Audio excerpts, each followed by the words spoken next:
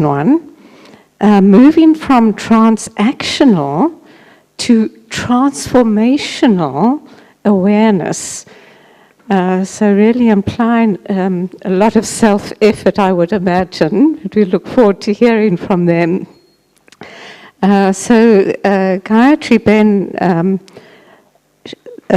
lives in New York, though she was born in Guyana. In 1980, she came into knowledge, and subsequently focusing on values-based and spiritual dimensions of individuals' lives. She is our representative at the United Nations in New York. She also serves on the board of directors of Images of Hope and Peace, and is part of the design team for Call of the Time, for the Call of the Time dialogue.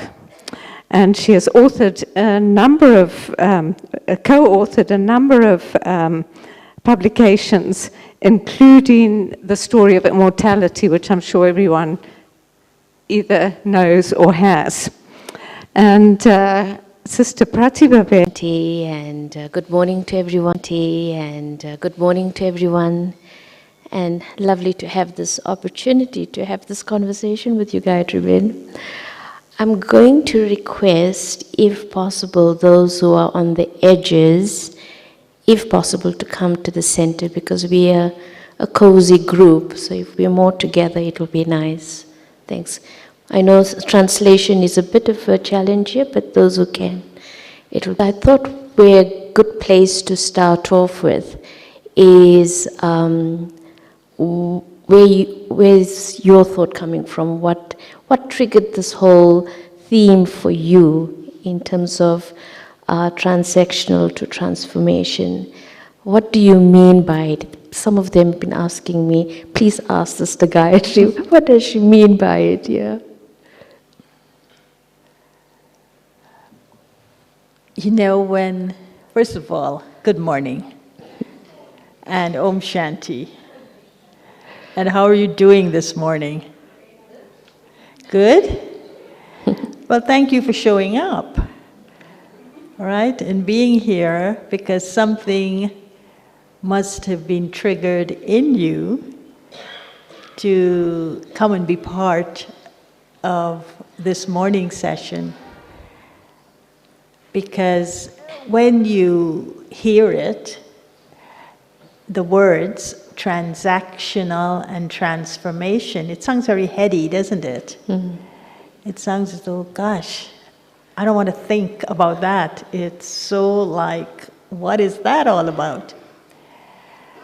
But to answer Sister Pratibha's question, I think it's intended to be like an entry point into exploring these two types of awareness.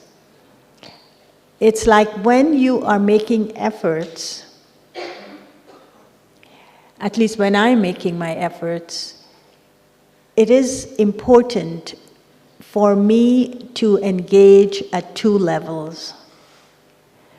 One is at the level of understanding, and the other is at the level of knowing that understanding. Like, am I aware of what I'm understanding? Is it creating an awareness within me? Mm. And if I am aware of what I'm understanding, then I'm aware of what are my efforts doing for me? Are my efforts making me better? Are my efforts tiring me? Are my efforts confusing me? Are my efforts becoming something that is boring, is monotonous, is everyday, and is something that I'm taking for granted? Are my efforts stimulating me? Are my efforts engaging me into deeper realizations about Baba as a being in my life and about myself. So transactional and transformation became obvious to me when I was engaging with the International Day of Yoga. We all know that the 21st of June has been declared as the International Day of Yoga. And as I was thinking of what differentiates the Brahma Kumari's yoga from everybody else's yoga, what is the one thing that we practice that no one else practices, and we call it yoga? So as I was contemplating on this, because one of the things of serving for me is not to say what everybody else is saying, but to say exactly what Baba is saying. And so I realized that yoga is a field in which transformation takes place. So the only way transformation can take place, transformation and purification, these two, can take place, it's when I am in yoga with Baba. Change will be taking place, and change is inevitable. But transformation takes place in yoga. So yoga, Raj Yoga, yoga with God, not with virtues, not with the elements, not with karma, not with anything else. Yoga with Baba is that transformative field. So that was when it all started for me. And the second thing that occurred for transactional, it's when Baba says, check and change. And I realized that the awareness one has when I'm in yoga to transform my sanskaras, as opposed to check and change, when I'm checking my thoughts in order to change my thoughts, were two very different types of awareness. Mm-hmm. So when I was checking to change, it was always transactional. But when I was in yoga, in remembrance with Baba, it was transformation. Mm-hmm. So this is how it all started. Mm-hmm. So it's almost like transactional is like that moment to moment awareness that I create, or that kind of pause that I create to see myself. And transformational is more like when I'm absorbed in the experience, and the experience takes me to a higher level of awareness. So when you were speaking about how your efforts, you were observing what awareness it creates for you, is it in a way where you're looking at it as like what experience? Can you equate it as what experience it's creating for you? What feeling it's creating for you? That it shifts you into that? Because when we feel something, it changes our perception, the way we see things, our outlook. So it's not just I think about, but it's like the heart opens to a different reality. Is that what you implying? Yeah, I think Baba, in today's Murli, he kind of explained what I'm saying, because he says yoga is yoga, knowledge is knowledge. It's two very different subjects. So transactional is usually when I am transactional is you do this and I will do this. It's like a deal. It's like a bargain. So I would say, I'm making my efforts so that I can listen to this person better. That for me is transactional. I am making efforts so I can communicate clearly. So transaction it is not bad. Both are needed because we both, we do both. But are we aware that we're doing both? This is the point.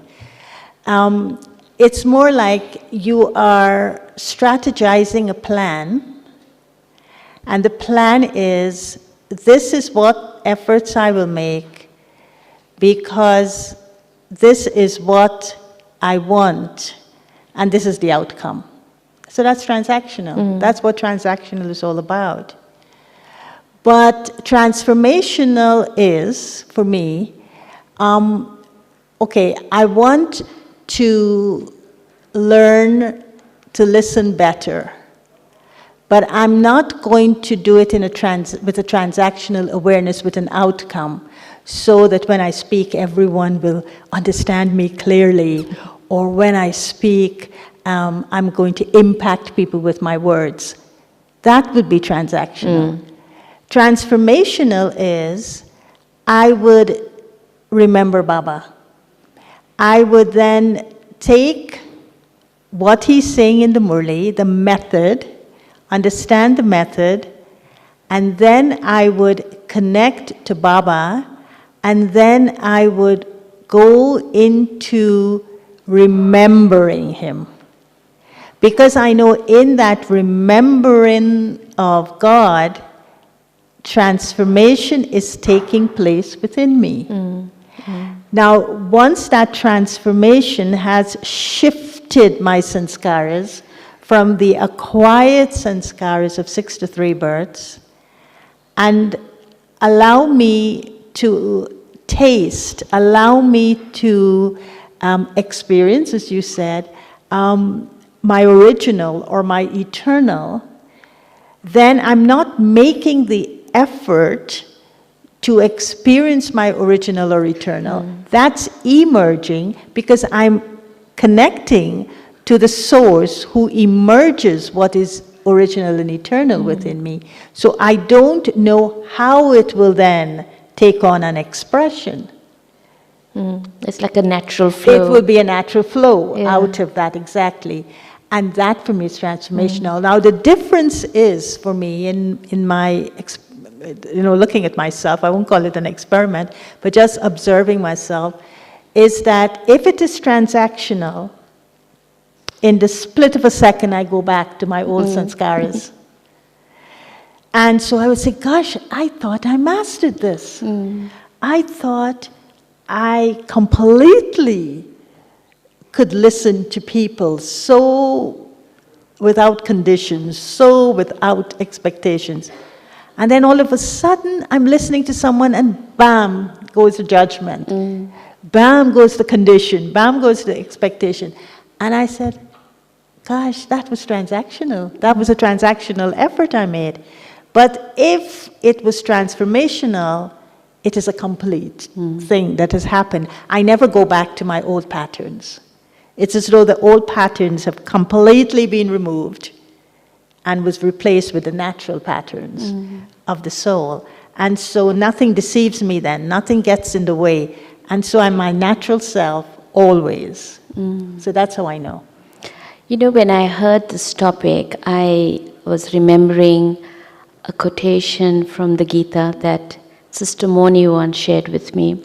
And in the Gita, it always speaks of Tamoguni, Rajoguni, Satoguni. And the description she shared with me was, Satoguni is like, I care, because that's what I am. Rajoguni is, I care because it's good to care, or I want to be seen as a caring person, or whatever.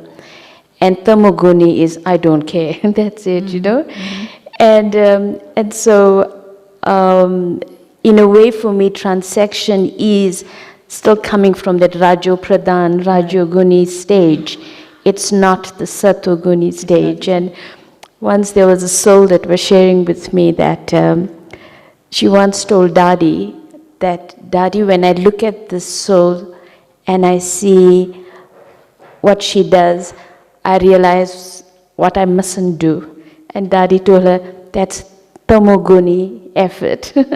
Because you don't make effort as a reaction to someone else's sanskaras. So I think what I'm sensing from you in a way is our transition now, in a way, from that Rajo way of making effort, where we looking at immediate results, to moving into that stage of making effort, where it's just a natural emergence, a natural feeling, or a natural pure sanskara that we're giving rise to, without feeling or without trying to work it out, but that let Baba's love pull us into that higher awareness, as you were sharing so beautifully on Saturday. Yeah. But I see it is that. It is the Sato, Raju, and Tamo. So I could be making Tamo Pradhan efforts, I could be making Raju Pradhan efforts, or I could be making Sato Pradhan efforts. But it's all connected with what do I believe in? Not my belief system, that's different, that's dogmatic. But what do I believe in? For me, Tamo Pradhan is, Baba has told me something about myself. I like it, but I really don't believe it.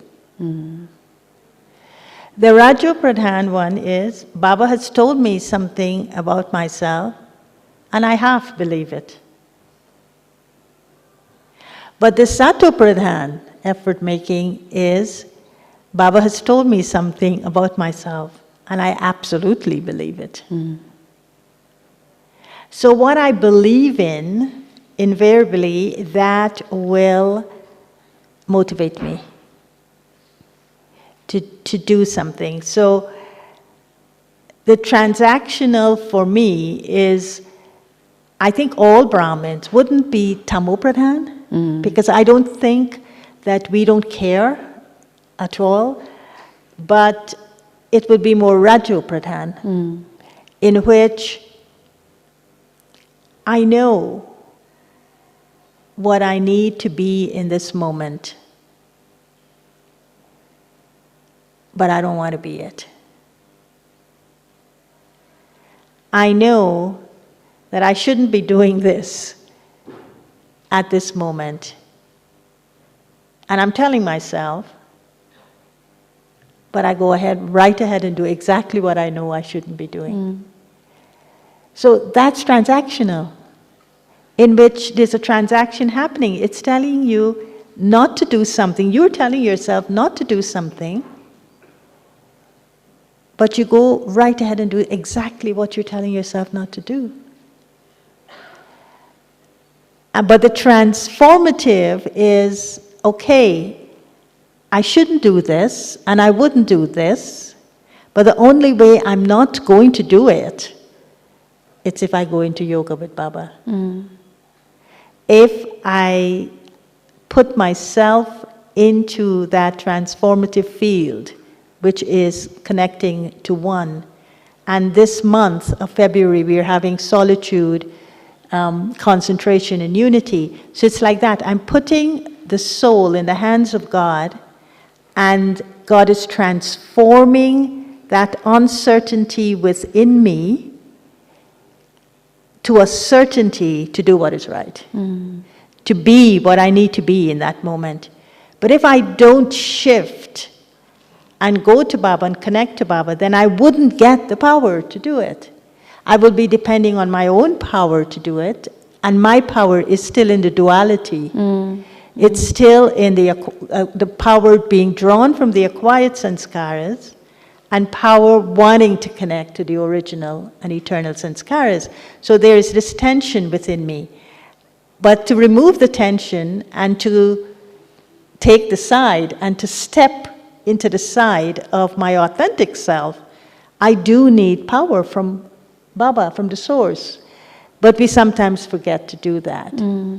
And so I always say, someone actually, it wasn't mine, but someone said when he was talking about this, that transactional and transformational is a little bit like if you use computer language, which most of us would relate to, is transactional, you're upgrading your software. Transformational is you creating a new software. Right. Okay. Right? So what is it you want? An upgrade or a completely new software inside? So transformational, you're working with the mind.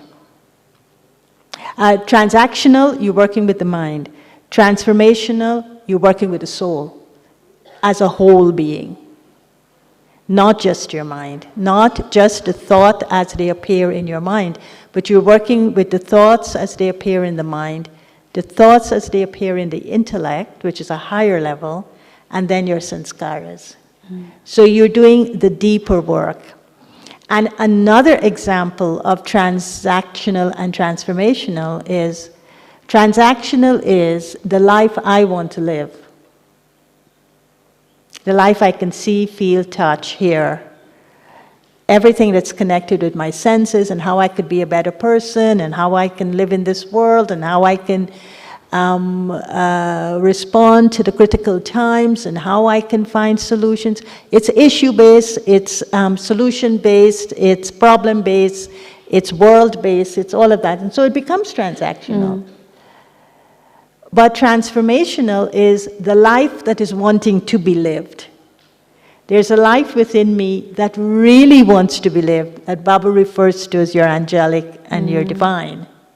And it really wants to be lived. It inspires me. Now, that life that wants to be lived is your transformation. It's the deep work that you have to do. Yeah. As I'm listening to you and some of my own reflections, it really feels that like where we are right now, and ultimately it is about stepping into that level of self-respect that Baba wants us to have, So it's like we know and we have the Gyan that we have been receiving from Baba from so long, and it's almost like we at a point where we need to step into that vision that Baba has of us, that stage that Baba sees us as. As he said, you are my lovely children, you are my Shaktis, or however he sees us. And what has been for you that process, in a way, to move from that awareness into acceptance? Because I think that's where often the challenge is. We know of, we like it, but there's a part of us that doesn't accept it fully. And so what has been your way of working through that? Because I think many souls are challenged by that, We know what Baba wants of us, but there's like an internal resistance inside. I think it doesn't happen instantly. What happens instantly is this thing called liberation in a second, or realization in a second. We all come to Baba, and there will be a second or a couple of seconds periodically in our lives that we will catch a glimpse of what he is telling us about ourselves. And in that glimpse, it's as though, or I would say in that drop, it's like the promise of an ocean. It's like I had a glimpse of something and I saw the whole thing. I had a drop of water and I realize how dehydrated I am, and I want more. So that we all have. But what that is telling us is the potential is within you. And if you can have a glimpse of something, it tells you that there's more of it inside of you. And all you need to do is to bring it out. Mm. Now, I feel that the human side of us is so strong that we got a glimpse from Baba of who we are and what he is to us and what he wants from us at the confluence age. But then, suddenly, it's like a mirror with it's like a wall with two sides, and mirror are on both sides. One is the mirror of Baba that we look at ourselves in, and the other is the mirror of the family or the world that we look ourselves in. And then we start looking toward human beings to appreciate us, to acknowledge us, and to amplify the glimpse or the drop. And that's where the disappointment comes. Because we're looking at our fellow human beings to now help us bring these glimpses of what we had from Baba to reality. And then Baba is saying, no, don't do that. Keep looking at me, because only I can appreciate, I can acknowledge, appreciate, and amplify it for you. But we don't do that. And I think this is why we don't believe what he's saying, because we're looking for human beings to make that possible for us. And it doesn't happen that way. Because human beings will always disappoint us, because they're effort makers, like we are. And so that's where the disappointment comes, I feel. And so, like Baba was saying, when was it? The first. There's a difference between lovely and lovely. Now, the first time I met Baba, it was in Pandav Bhavan in the history hall. And he was sitting on the floor. And my parents and my family had come, the Laukik family, and we were sitting in front of Baba. And Baba literally had to say, come close, because it was such a strange experience for us. So we're coming close, we came close to Baba. And I remember taking that drishti very close from Baba, and the realization that I had in that moment was, Baba, you were the same Baba I was remembering. You feel and look like the same person I was remembering when I was the 7 seas away from you, when I was in Guyana. And so in that moment, it was as if I merged into this love of God. Because there was a recognition that he was the same person I was remembering, and here I am meeting that same person that I was remembering. And the meeting happened, and it clinched the relationship. And that for me was like the love lean that he was talking about. The lovely that he was talking about, I also experienced. Because of that moment, I felt he always had my back. You know what's having your back? He was always there for you. He would always do what you want him to do for you. He would always show up when you wanted him to show up. He would always be present when you called on him. So that's someone having your back, a dependable person. And then I became the lovely child. Okay, Baba, it's all right. I can do this because you know me so well that it will be easy for you to understand why I'm doing this. And that was a lovely child. So this is what he's saying, that many of us come into that category of being lovely, but very few of us stay being loveleen. Loveleen means that moth, you know the story of the moth and the flame. The moth that came and saw the flame and flew back to the moth assembly and said to the Secretary General of the moths, I saw the flame, I saw the flame. That's being lovely. The moth, the second moth, said,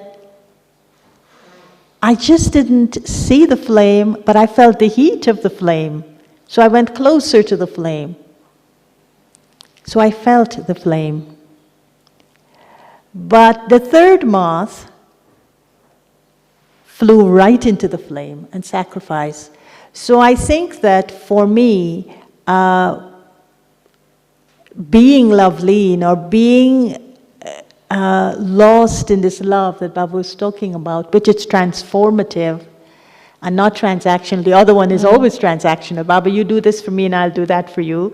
Baba, I will drive my car without gas and you will take me to my destination in a car without gas. Baba, I will do this and you will take care of it. I will take this risk and you will have to take care of it. Baba, I'm buying this house and you will get me the money because it's for your service. Totally transactional. But to really be merged in what he's saying and really allow myself to be that instrument requires a surrender that many of us don't have, because our intellect, the I and mine in the intellect is so strong that the I and my that Baba talks about is transactional. It's definitely transactional. And so I feel that it requires us to do the deeper work, which we're not doing. Maybe we don't know how to do it, but it requires it. Yeah. It's almost like until we totally surrender that I, there will always be a subtle transaction. Yes. And it's not just a transaction with Baba, but it's even a transaction between us, you know, in terms of service and whatever the case may be, that there's always a subtle form of a return we're expecting in our engagement. Yeah.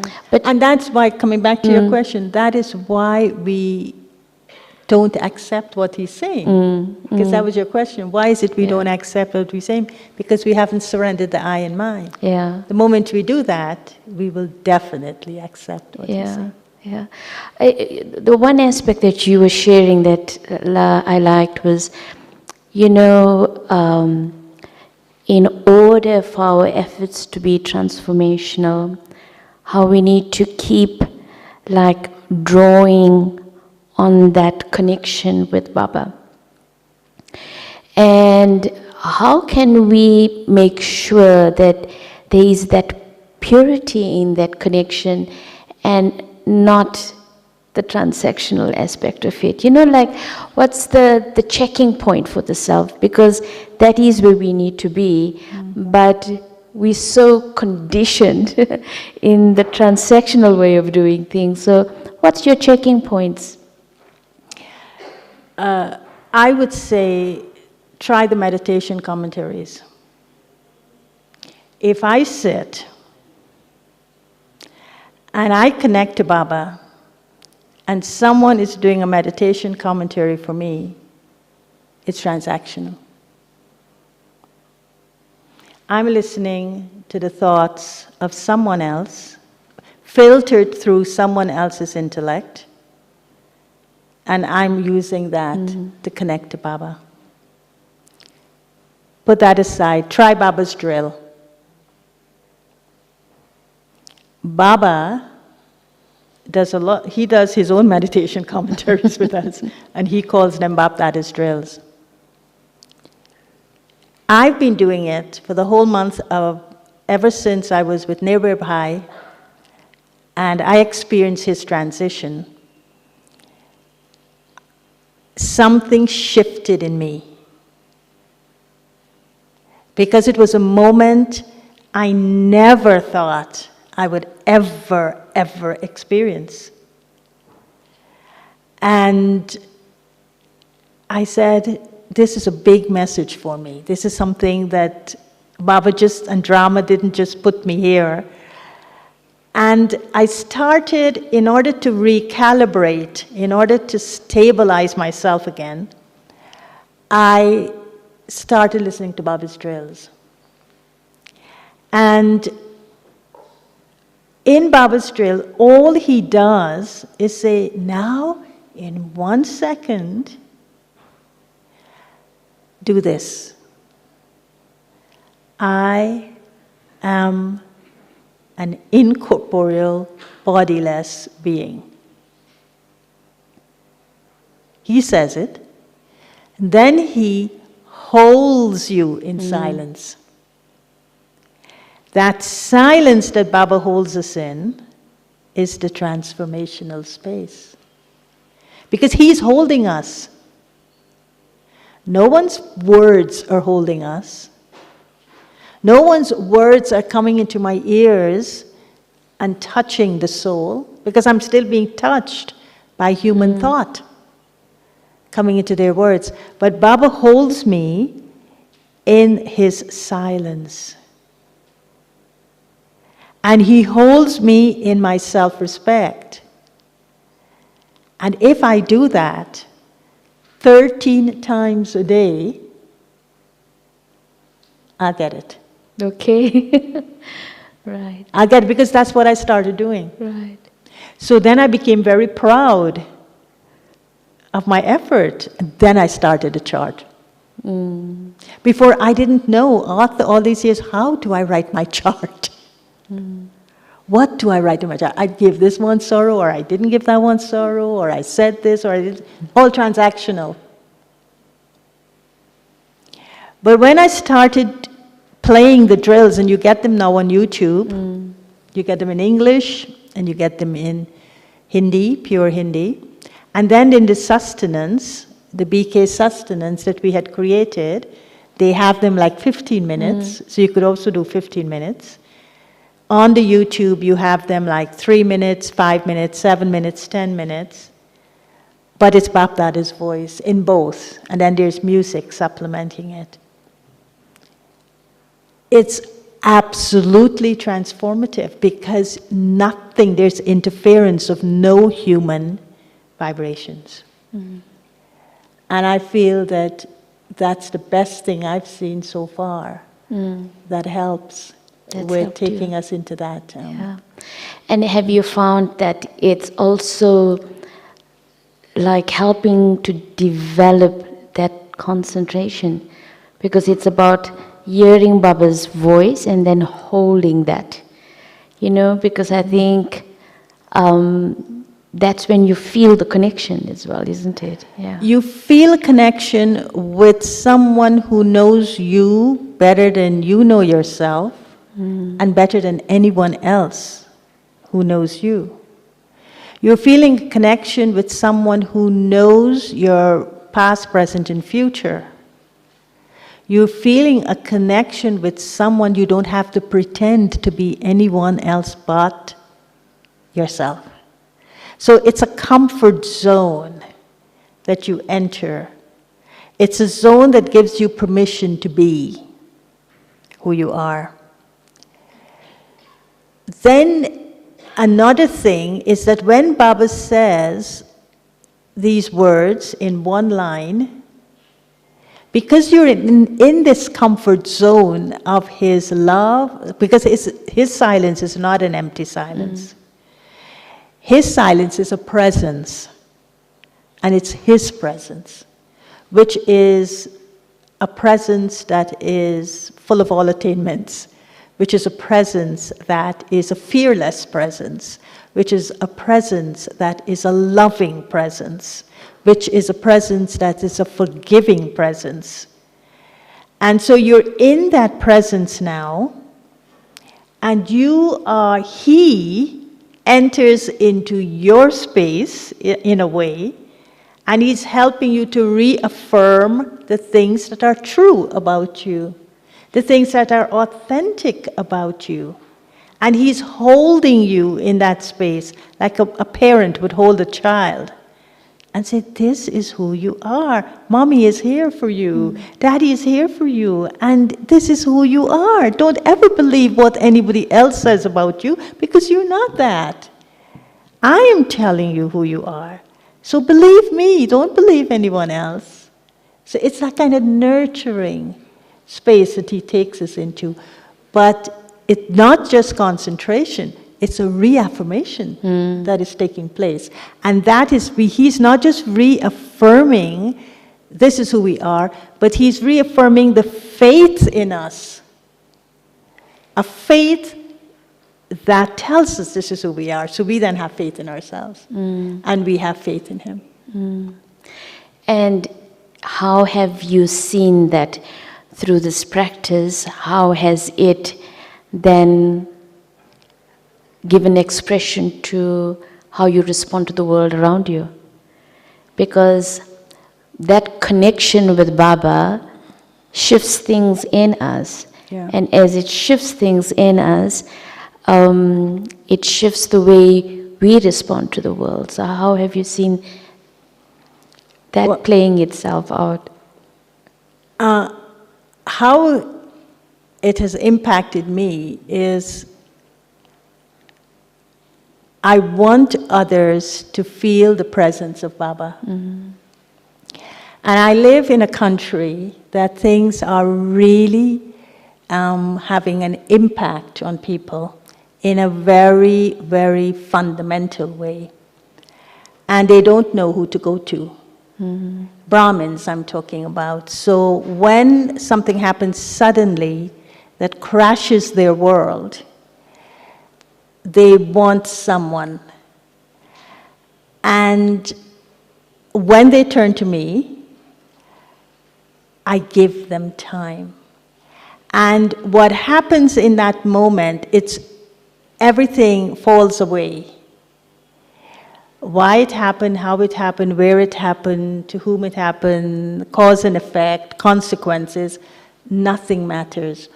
All that matters is this person. And all I need to do is create this transformative space. It's like Baba's drill space, I call it, Baba's drill space. And I put them there, and I hold them and let them talk. And I'm silent. And in their talking, what is amazing is that they themselves will come up with their spiritual incompetency, that they couldn't deal with the situation, and what it is they need to make effort to do better. But this is when I realized, because I recently did it, and I realized that you take them into that space of, that transformative space is a fearless space in which I'm not afraid of anything, because Baba is with me. And Baba will take care of me. Now, this strength that I will take from this space, I have to go back now and help others with, who have become the victims of a law that just passed, for instance. And I can't just help myself and stay away in my own little cocoon and move into, so what about others, but I also have to help others. But I am now helping others from Baba's drill space, so that I can bring them into that drill space too, so that they can let go of their fear and they could see ultimately who is in charge of my life. Who am I accountable to ultimately? And this is why Baba says, layer by layer, everything you have taken support from in this world will fall away, will fall apart from you, and you will be left in his drill space. And that's where you need to be. You will get all the strength and support, and Baba will make sure he takes care of you. So that is how it impacted me. So now it doesn't matter who says what. You shouldn't listen to people. You shouldn't do this, you shouldn't do that. It's just like throwing water on a duck's back for me. It doesn't impact me because I know I have to be there. I know this is the role I have to be playing now. I know this is what Baba wants for me. And it doesn't matter what human beings think or feel or what they say about it. It doesn't matter to me. And where did that come from? I suppose it came from Niribhai's, what was it, the 19th of October to now, because I've been consistently doing something. It may have been preparing me for these moments. I don't know. I mean, I don't want to go strategizing and transactional plan of why it happened now. You know, it reminds me of what Baba had shared on Saturday, the 1st, that what he wants from us now is like to have good wishes and to create through our drishti and attitude powerful atmosphere and to serve souls in that way, in the way. And it's almost like what you're sharing is like the method of good wishes. Because it's not like I'm giving you a good wish, but it's almost like I'm creating that space through my own practice of being with Baba so that that soul can tap into that space or that atmosphere to take power from Baba. Because ultimately our role is to help the soul take power from God directly, right? Exactly. Yeah. And not just connect to me. Yeah. Because Yeah. then I am robbing the soul. I'm not honest. Yeah. One other thing that I really liked from Saturday's Murli again, when Baba said that you have the aim to become equal to me.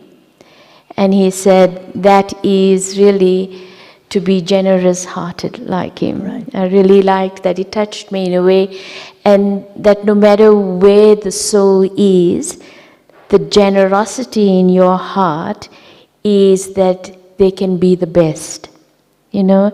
And so when I looked at this thing of transformational, because transactional will be almost in a way where we categorize a soul, or, you know, where we think they are at. But transformational is being generous, unlimited, and unlimited in the vision of another as well. Yeah. So I liked your practice because one can only do that if you're full. Yeah. So any other thoughts around that? I don't know, but I'm curious to know how everybody else is hearing this. Yeah, yeah. And if they have thoughts about it. So if anyone has questions, comments, any inputs, there's a mic around it, yeah.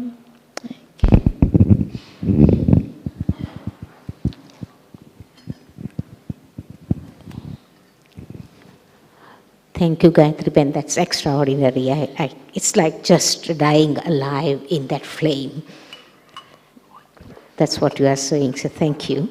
But the question I have is that since COVID, there are so many BKs have created so many YouTube commentaries, this, that, and everything. And what I have been seeing in our centers is that Brahmins are listening to just that, like paying less and less attention on Murli. Even whether it is Sakka Murli or Avyakta Murli, Baba provides everything we need, but how do we help them to come back to the Murli, come back to listen to Baba alone? What should we do? Thank you. That's a good question because the internet is the World Wide Web. www, that's what it means. So it's a world of I mean, it's a spider's web. And the World Wide Web is a lot of spiders creating webs, right? So it's a creepy, crawly world. And it's an addictive world, right? And we've got trapped in it. So one of the things I also did, I was never an internet person. I find Google convenient, but outside of that, I was not. So I don't have a strong social network. I don't have a social platform in terms of a strong profile out there.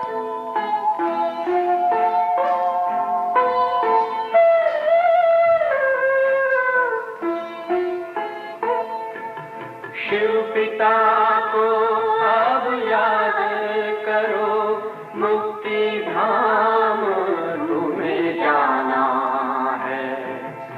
अपने सुकर्मों के बल पर ही सतयुग में तुमको आना है। शिव पिता को अब याद करो।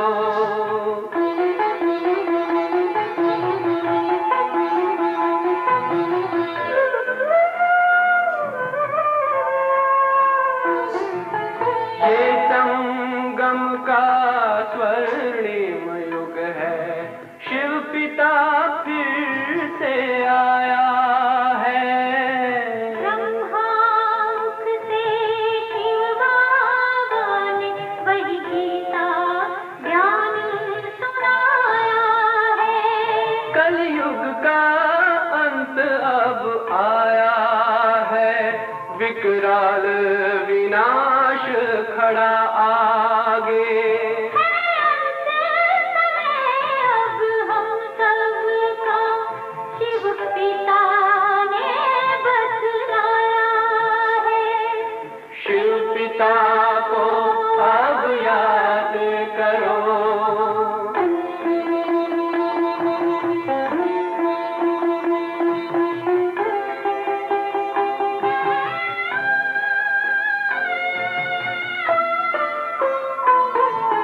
पांडव शिव शक्ति सेना की रणभेरी अब फिर बजती है। शिव बाबा के ज्ञान से फिर माया को मार भगाना है। शिव पिता को अब याद करो, सतयुग में तुमको आना है। शिव पिता को अब याद करो, मुक्ति धाम तुम्हें जाना है। अपने सुकर्मों के बल पर ही सतयुग में अब तुम्हें आना है।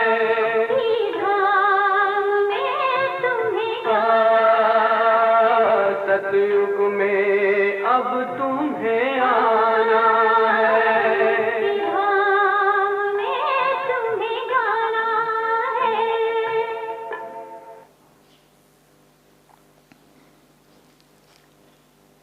And so in that trap, everyone has got a different relationship with the World Wide Web. And everyone has created their own. The spider has created its own web within the web. I can only tell you what I did. And what I did during this period of time that I became like underground, and I think I'm going more and more underground, is I canceled all the accounts. And I'll tell you one thing that I learned. It wasn't that easy to cancel my accounts. I had to get a whiz, a tech whiz to do it for me. And he spent about 3 weeks, just because you go deeper. It's not just the web this way, but it's the web this way. And so even with password, he had to trick it and trick it and trick it and trick it until he discontinued my accounts. And so I'm not on any, I only have an email, but Facebook, Instagram, nothing I have now. And it was for some guidance that I had. And they said to me, do not have any personal profile up there. That if you must say something, say it on an organizational profile. So then he moved whatever talks I may have given and it went up, he moved them all into the BK's YouTube channel. And so he says, operate out of an organization if you must, but not with any personal profile out there, because it is going to be misused, and it's not just going to be misused at the level of impersonating you, but it's going to be misused at the level, energetic level, of manipulating your intellect. So eventually, your intellect will be making decisions that you are not making, if you know what I mean. So he says, and these are people who know what they're talking about. So I feel that and that worldwide, that internet, is a place that we should be cautious of. But that's an individual choice. Nobody could make that decision for you. So you're making reference to AI and the influence of AI. It was even before AI became so prevalent that I was being warned, but definitely AI will manipulate people's intellects. Yeah. So her question of how to help souls come back to... Bap, that is drills. Yeah. Okay. You see, you have to ask yourself, why did you become a Brahmin? What is the purpose of your Brahmin life? That's the first question. The second question is, how does Baba want to use me as his instrument?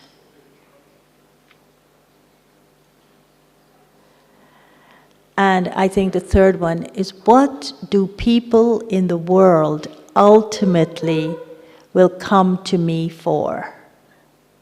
How would they like to be served?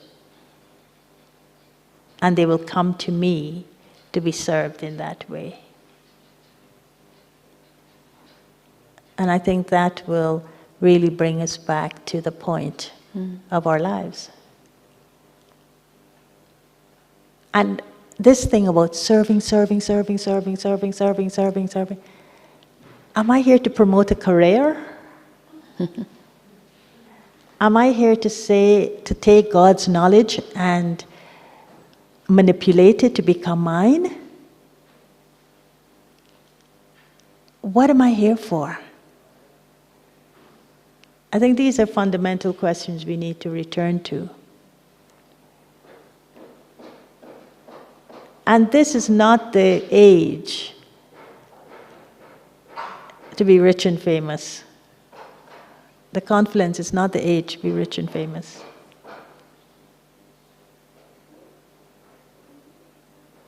So don't even go down that road.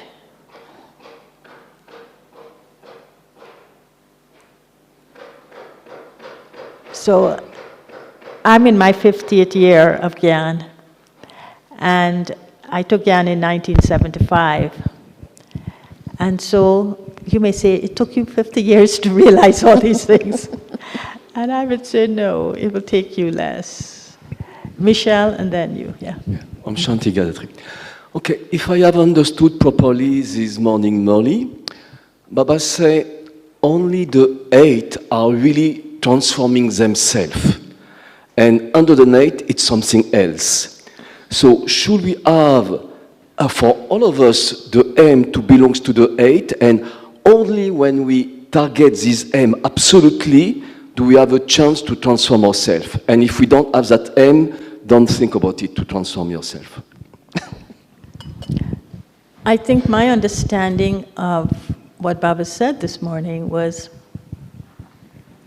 only the 8 completely transform themselves. Everyone else transformed themselves, but to a lesser degree. But the transformation, what is the transformation? The transformation is a transformation of consciousness. It is a transformation from body consciousness to soul consciousness ultimately. And every single soul has to have that transformation in order to go back home, if not to come back to the golden age. And so, but they have to move away, and every soul will. And that is something I absolutely believe in. Every single soul, from the 8.5, however many souls they are, billion souls, will experience that transformation, because every single soul will recognize God. And in that recognition of God, they will transform back to the consciousness of being souls. 8 souls are the souls who did it completely and perfectly and absolutely according to what Baba said to them. That's the difference. And they did it without having to repent for anything. The others will repent for a teeny weeny bit and become the 9, another teeny weeny bit and become the 10th. But the 8th, they did it in that complete way. Thank you, Gayatri. I really liked what you have exposed today. I feel it's very essential. And I was wondering if you would be willing to share with us what it is that happened subtly with Nirvairbhai's passing that made you go into such a truth-finding process that I find admirable. But also I was curious about the second question, because my mind was concentrated on the first and I didn't hear the second. I was on why did I become a Brahmin, and I couldn't hear. What will Baba use me as an instrument for? Thank you.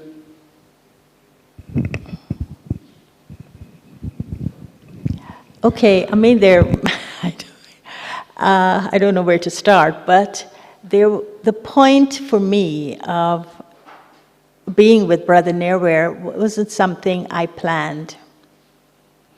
I was on my way from Vietnam to New York, and I had to make a stopover in India in order to catch my flight back to New York. And that, the 18th, I needed to get on a flight. And so I arrived here in India on the 17th night and was getting my flight on the 18th, or 17th sometime, and was getting it on the 18th.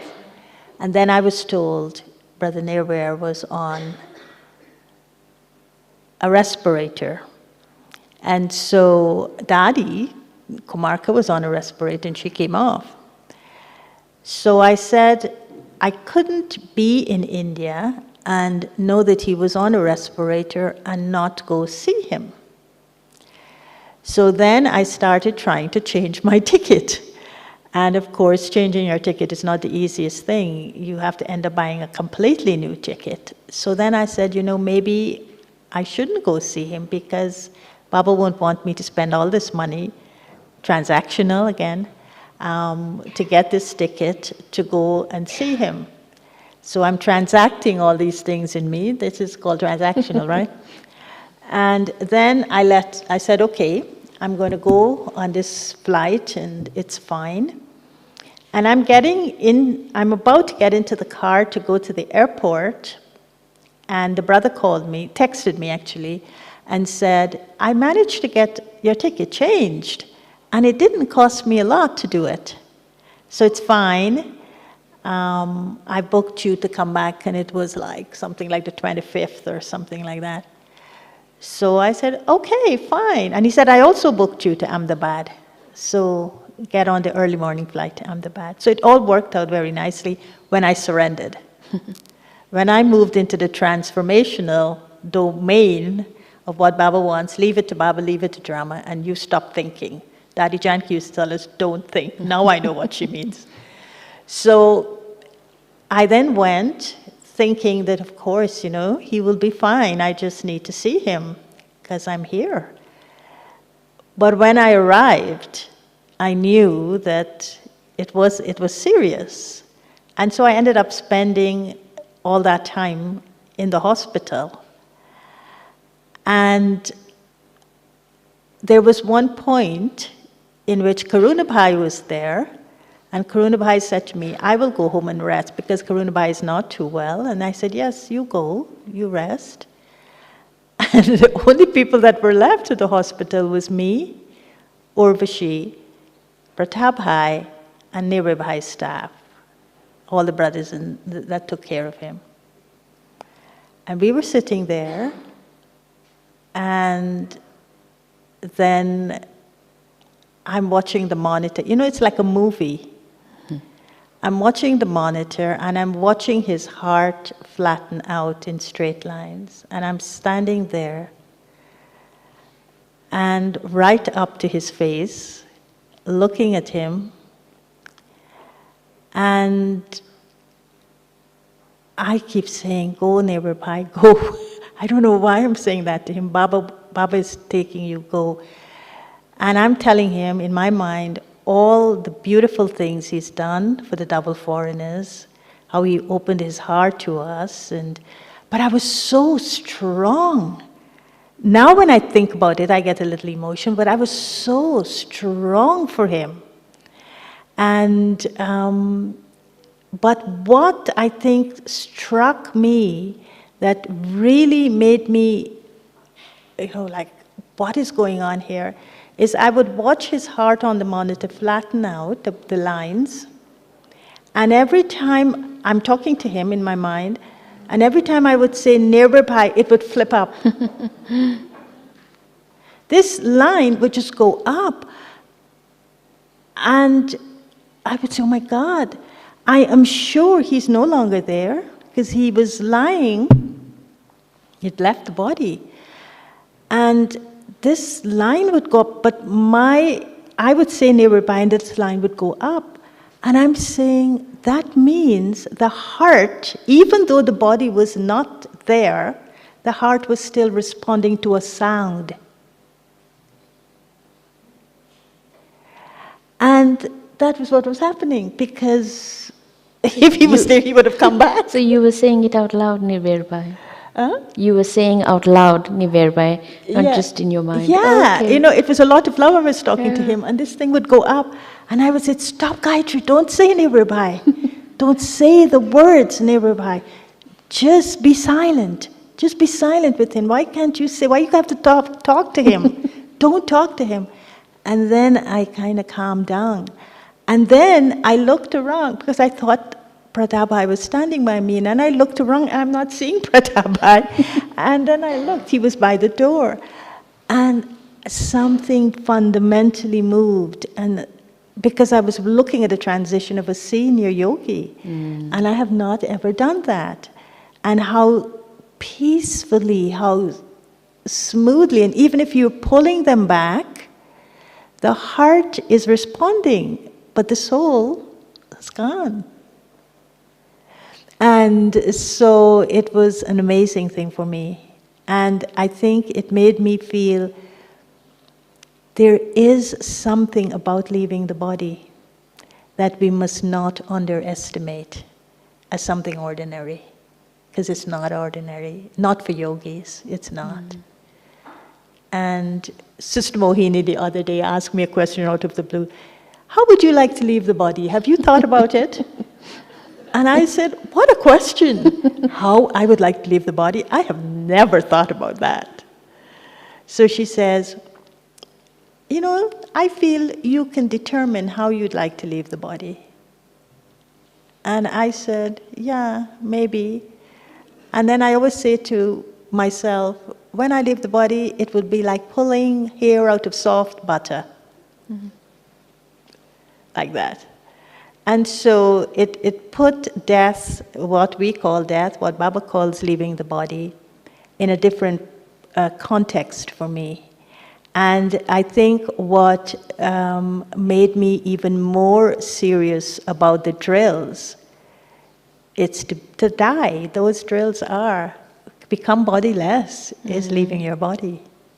But you're doing it at will. You're doing it experiencing, that I'm not this body, I am this soul, and the soul is separate from the body. And I think Brahma Baba mastered that art. And that's why he left the way he left. Everybody else, in the midst of settling, the beauty of the leaving gets lost. And I think with Dadi Gulzar, Dadi Janki, Dadi Ji, all of them, we may have got caught in the grossness of the body, and we lost the beauty of the transcendence. But Nirabai, I didn't lose that, because I was right there, and I saw the beauty of that. And then it made me kind of say, for all of them, it would have been the same. But I wasn't there with them to witness the beauty of the transcendence, and not, whatever was left for them through the body. And it's so easy for us to get pulled down by the gravity of the body and to stay with that. And the real moment of beauty then got lost. So with him, I stayed with that moment of beauty. It's a privilege to have that experience, isn't it? Yeah. To witness a yogi leave the body. Yeah. And if you were to ask Nirabai, would you like to have Gayatri by your bed at the time you're leaving your body? He would say no. And he would say, why? He said no. He would say, because she will fight with me and she won't let me leave the body. So, it just happened. I mean, it was like, I even am so like, what? How could this have happened just like that? Nobody planned it, no desire, no nothing. Another thing that is transactional is our desires. Every time you have a desire, you're transactional. Yeah. Whenever there's a desire, you're in the transactional awareness. Okay, are we fine now? I think we're good. Any other Thank you questions? again, and it was lovely. Should we have one of Baba's drills to finish? To conclude, if they have a drill, if they could Sanjay play? bhai, आप एक drill play करेंगे? Thank you.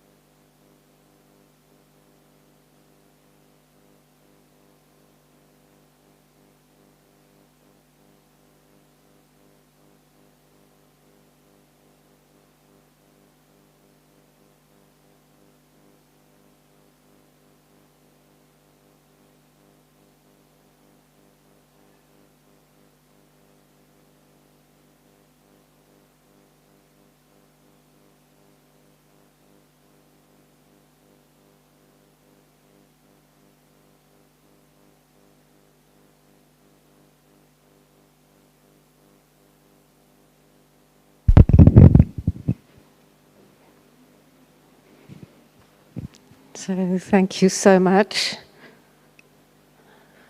for that